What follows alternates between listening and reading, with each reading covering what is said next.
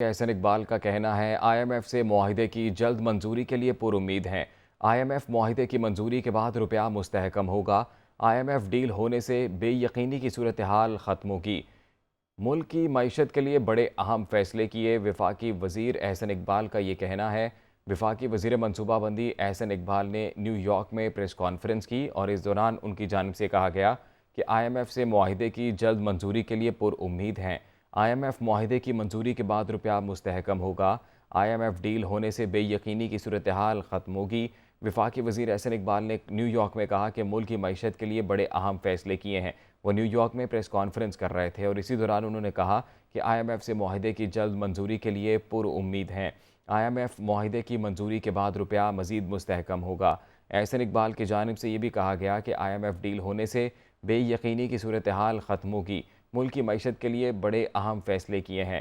وفاقی وزیر منصوبہ بندی احسن اقبال نیو یارک میں پریس کانفرنس کر رہے تھے۔ ان کی جانب سے کہا گیا کہ آئی ایم ایف سے معاہدے کی جلد منظوری کے لیے پر امید ہیں۔ منظوری کے بعد روپیہ مستحکم ہوگا۔ ڈپٹی اسپیکر کی رولنگ از خود نوٹس کیس کا تفصیلی فیصلہ جاری۔ ڈپٹی اسپیکر کا تحریک عدم اعتماد مسترد کرنے کا فیصلہ غیر آئینی ہے۔ اکثریتی فیصلے میں یہ کہا گیا ہے کہ قومی سلامتی کمیٹی اعلامیے میں واضح تھا کہ اپوزیشن نے کوئی بیرونی سازش نہیں کی۔ چیف جسٹس عمر عطا بندیال نے 86 صفحات پر مشتمل فیصلہ تحریر کیا۔ فیصلے کے مطابق وزیر اعظم کا اسمبلیاں تحلیل کرنے کا حکم غیر قانونی ہے جسے کالعدم قرار دیا جاتا ہے۔ پی ٹی آئی وکیل نے بیرونی مراسلے کا حوالہ دیا، مکمل متن نہیں دکھایا۔ بیرونی سازش کے خلاف کوئی انکوائری یا تحقیقات نہیں کرائی گئی۔ عدالتیں قیاس آرائیوں پر نہیں، مصدقہ حقائق کی بنیاد پر فیصلہ کرتی ہیں۔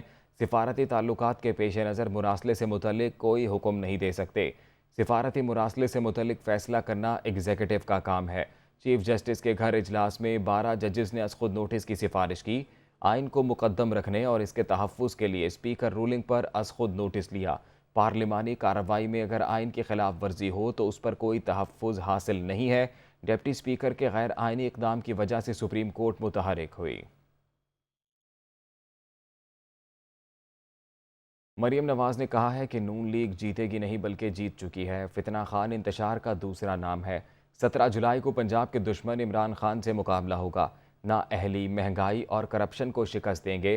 مخالفین کو گالیاں دینے والے خیبر پختونخوا کی حالت زار تو دیکھ لیں۔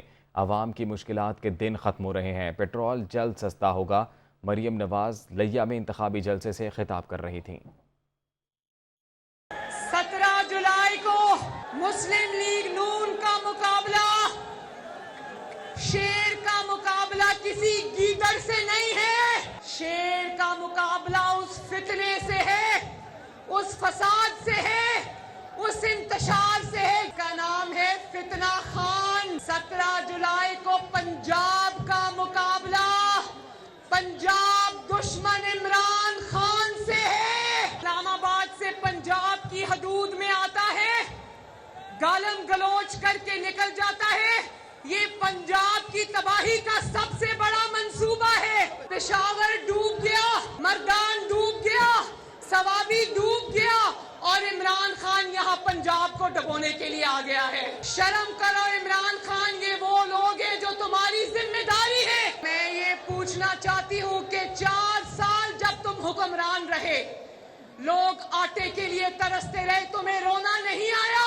عوام کے رونے کے دن ختم ہو گئے، اب تمہارے رونے کے دن شروع ہو گئے۔ مشکل فیصلے جو کرنے تھے کر لیے، اب اللہ تعالیٰ کے فضل و کرم سے اچھے دن دستک دے رہے ہیں۔ 24 گھنٹوں میں یا 48 گھنٹوں میں پیٹرول کی قیمتیں بھی کم ہوں گی اور ڈیزل کی قیمتیں بھی کم ہوں گی۔ مہنگائی کو اب ریورس گیئر لگے گا اور ترقی اب 5ویں گیئر میں جائے گی۔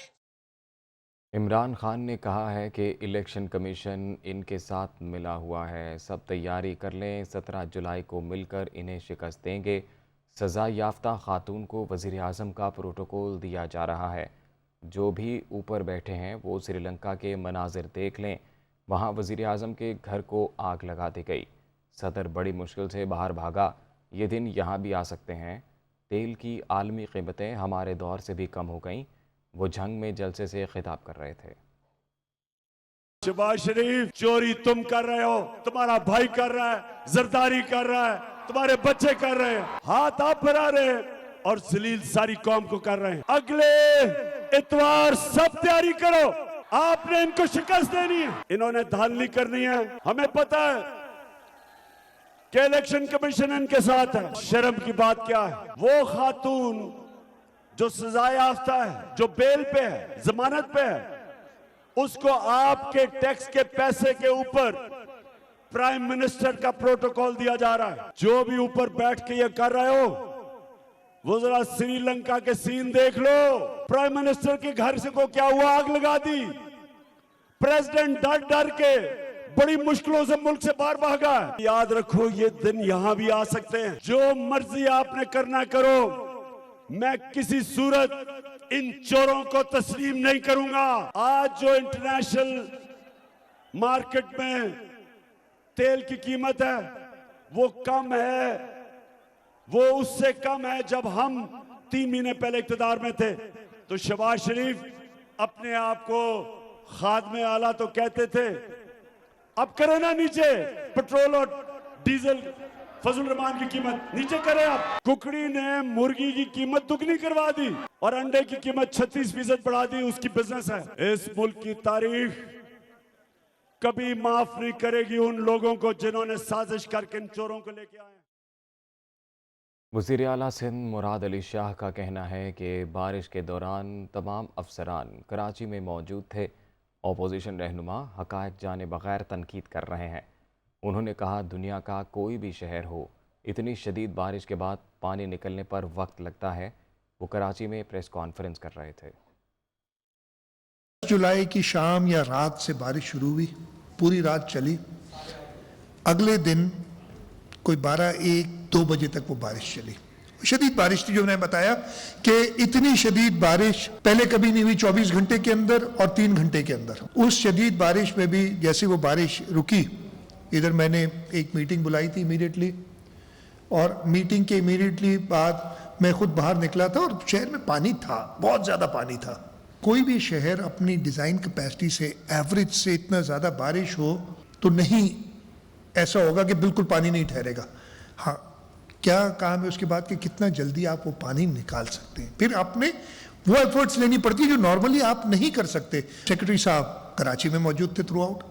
इसमें मेन काम अगर अफसरान की बात करें किस किस का है, चीफ सेक्रेटरी ऑब्वियसली सूबे का एग्जीक्यूटिव इंचार्ज होता है। आपके जो एडमिनिस्ट्रेटर साहब थे कराची के, वो कराची में मौजूद थे। ख्वाजा इजहारुल हसन ने कहा है कि बदतरीन कारकर्दगी में कराची 5वें नंबर पर है। शहर बनाना रिपब्लिक बन चुका, जिम्मेदारी वज़ीर आला पर आयद होती है। मुराद अली शाह की गुफ्तगू ने हमें हैरान और परेशान कर दिया। मेयर की बात नहीं करते, निज़ाम मांगते हैं। पीपल्स पार्टी को हीरे और सोने की कानें भी मिल जाएं तो ये खाली कर दें। करोड़ों के जलसे करने वाले इमरान खान 2 पंप ही लगा दें। बारिशों से तबाही की सूरत हाल है वो बद से बदतरीन होती चली जा रही है। जिम्मेदारी इस शहर की मुकम्मल तौर पर उन पर आयद होती है जिनके पास माली इंतज़ामी इख्तियार है, और वो वज़ीर आला सिंध है। ये जो मेयर के ख्वाब देख रहे हैं, मैं उन्हें बताना चाहता हूँ, हमें तो निज़ाम चाहिए ना, हम तो निज़ाम की बात कर रहे हैं, मेयर की बात नहीं कर रहे।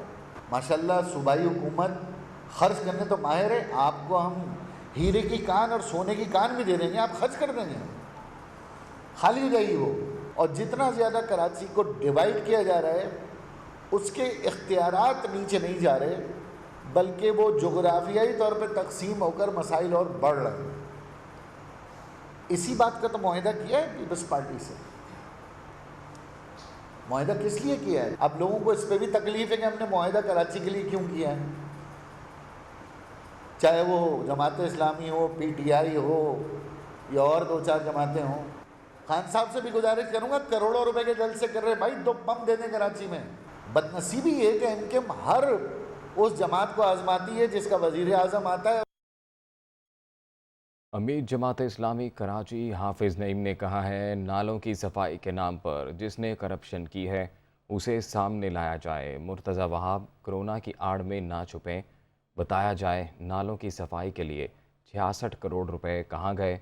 انہوں نے MQM اور PTI پر بھی تنقید کی۔ وہ کراچی میں نیوز کانفرنس سے خطاب کر رہے تھے۔ کس کس نے نالوں کی صفائی کے نام پر کرپشن کی ہے؟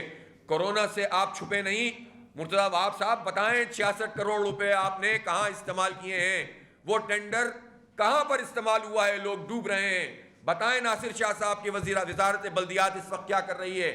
سعید غنی صاحب جو ہر اس موقع کے اوپر سامنے آ کر پیپلز پارٹی کا دفاع کرتے ہیں، میں ان سے پوچھنا چاہتا ہوں کہ آپ اگر اس شہر میں رہتے ہیں تو اس شہر کے لوگوں کے ساتھ یہ جو زیادتی ہے کہ 5000 ارب روپے کا 14 سال کا ترقیاتی بجٹ ہے، پورے صوبے میں ہمیں دکھا دو کہاں ہے، اور اس شہر کراچی میں بتا دو کہاں ہے۔ MQM بار بار مینڈیٹ بیچتی ہے۔ انہوں نے جو ہے وہ حکومت کے ساتھ ایسی انڈرسٹینڈنگ بنا لی ہے کہ اب وہ ساتھ ہیں اور کراچی ڈوب رہا ہے، کراچی کی سڑکیں ٹوٹ رہی ہیں۔ فواد چودھری کا کہنا ہے کہ پنجاب کے 20 حلقوں میں عوام PTI کے ساتھ ہے۔ عمران خان ایک طرف اور ملک کی اشرافیہ دوسری طرف ہے۔ ملک انقلاب کے لیے تیار ہے۔ نون لیگ کے ورکرز الیکشن میں حصہ نہیں لے رہے۔ وہ لاہور میں میڈیا سے گفتگو کر رہے تھے۔ اس وقت ملک انقلاب کے لیے تیار ہے۔ اب جو مقتدر حلقے ہیں، ہمارے پاس دو آپشن ہیں، یا تو ہم یہ انقلاب بیلٹ سے یعنی ووٹ سے آنے دیں، یا پھر ہم سری لنکا جیسی صورتحال کے لیے تیار۔ ملک، عوام، تحریک انصاف، عمران خان یہ ایک طرف کھڑے ہیں، اور اشرافیہ جو ہمارے ملک کی ہے وہ دوسری طرف کھڑی ہے۔ جو الیکشن پورا اس وقت ون سائیڈڈ جا رہا ہے، اس کی ایک بڑی وجہ یہ بھی ہے کہ تمام حلقوں میں نون لیگ کا جو ورکر ہے وہ نون لیگ کے کینڈیڈیٹ کے ساتھ نہیں ہے۔ آدھی کابینہ کو ریزائن کرانا پڑا ہے ان کو، کیونکہ مریم نواز سے تو کوئی مطمئن نہیں تھا۔ انشاءاللہ تعالی یہ جو آخری 2-3 دن بچے ہیں، اس میں آپ دیکھیں گے کہ یہ بالکل ہی ایک ون سائیڈڈ مقابلہ ہو جائے گا۔ ڈاکٹر یاسمین راشد کا کہنا ہے کہ ضمنی الیکشن میں تحریک انصاف 20 کی 20 نشستیں جیتے گی۔ عوام جانتے ہیں کون پاکستان کی بات کرتا ہے اور کون پاکستانیوں کا درد رکھتا ہے۔ ادارے مہربانی کر کے نیوٹرل ہی رہیں تو اچھا ہے۔ وہ لاہور میں انتخابی میٹنگ سے خطاب کر رہی تھیں۔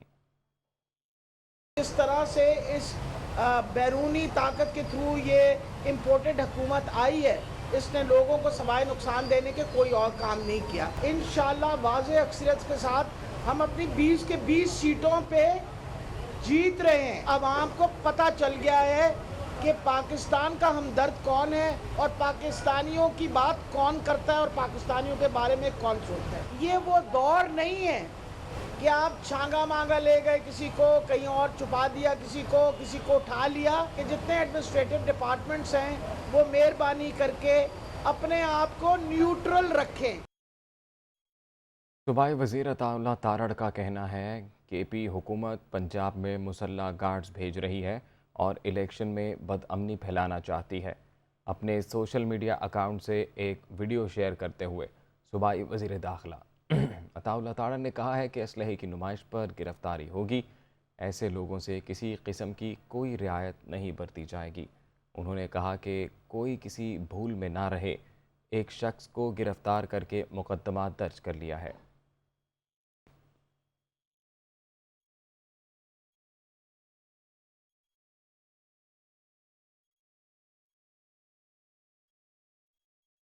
سرکاری فیس کی ادائیگی میں کروڑوں روپے کے مبینہ غبن کا انکشاف سامنے آ گیا۔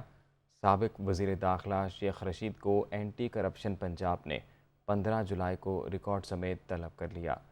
ذرائع کے مطابق نجی ہاؤسنگ سوسائٹی کو فروخت کی گئی زمین کی سرکاری فیس کی ادائیگی میں مبینہ خرد برد کی گئی۔ اینٹی کرپشن پنجاب نے معاملے کی مزید تحقیقات کے لیے شیخ رشید کو طلب کیا ہے۔ ذرائع کا کہنا ہے کہ سابق وزیر داخلہ کو زمین کی فروخت کے مکمل ریکارڈ کے ساتھ anti corruption head office Lahore میں پیش ہونے کی ہدایت کی گئی ہے۔ اینٹی کرپشن حکام نے ہاؤسنگ سوسائٹی کی انتظامیہ کو بھی طلب کیا ہے۔